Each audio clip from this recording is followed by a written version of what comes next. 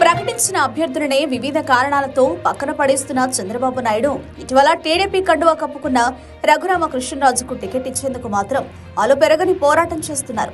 ఈ విషయంలో చంద్రబాబు నాయుడుని మెచ్చుకోవాల్సిందే. మరీ ముఖ్యంగా నరసాపురం ఎంపీ టికెట్ ని రఘురామకు ఎలాగైనా ఇప్పించేందుకు చంద్రబాబు చేస్తున్న ప్రయత్నాలు ఆశ్చర్యం కలిగిస్తున్నాయి.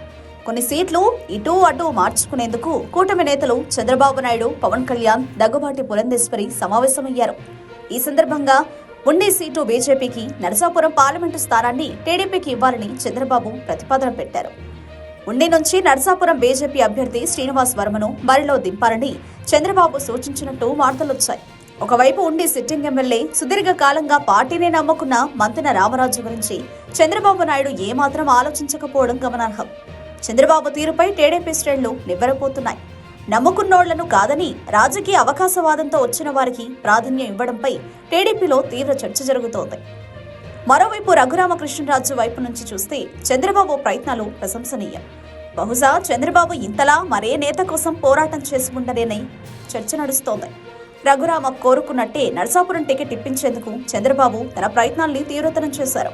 చంద్రబాబు ప్రతిపాదనల్ని జాతీయ నాయకత్వం దృష్టికి తీసుకెళ్లేందుకు పురంధేశ్వరి సిద్ధంగా ఉన్నారు. బీజేపీ కంటే చంద్రబాబు ప్రయోజనాల కోసమే పురంధేశ్వరి పనిచేస్తున్నారని ఆమెపై సొంత పార్టీలోనే తీవ్ర విమర్శ ఉంది.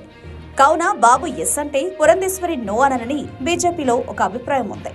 రఘురామ కోసం సిట్టింగ్ ఎమ్మెల్యేని సైతం పక్కన పెట్టడానికి బాబు సిద్ధమైనట్టే నరసాపురం అభ్యర్థిని మార్చడానికి బీజేపీ జాతీయ నాయకత్వం అంగీకరిస్తుందా అనేది ఇప్పుడు చర్చనీయాంశమైంది.